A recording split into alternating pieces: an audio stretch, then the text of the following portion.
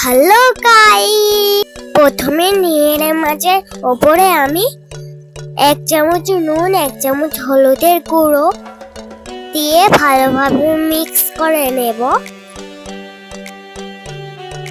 তারপর আমি পেঁয়াজ নিয়ে কেটে নেব।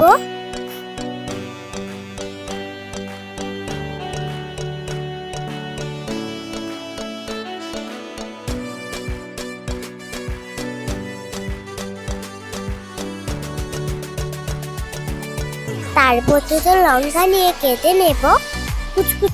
তারপর আমি টমেটো কেটে নেব।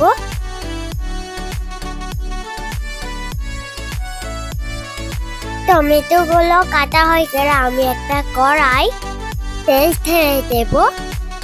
তারপর নেড়ে মাছগুলোকে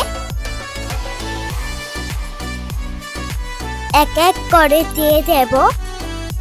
বন্ধুরা, নেড়ে মাছগুলোকে উলট পালট করে লাল লাল করে ভেজে নেব।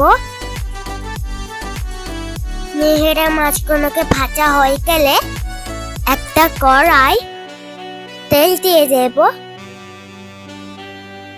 তারপর পেঁয়াজ কুচি দেব। পেঁয়াজ কুচি দেওয়ার পর টমেটো আর লঙ্কা কুচি দিয়ে দেব।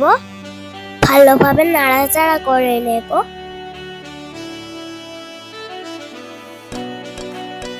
দু চামচ আদা রসুন দেব।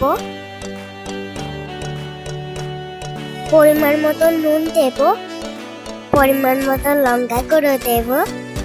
পরিমাণ মতন হলুদ গুঁড়ো দিয়ে একসাথে ভালোভাবে একটু কষে নেব। তারপর আমি জল ঢেলে দেব। ভালোভাবে নাড়াচাড়া করে নেব। তারপর বেঁচে রাখা নেড়ে মাছগুলোকে দিয়ে দেব। একই সাথে ভালোভাবে কষে নেব।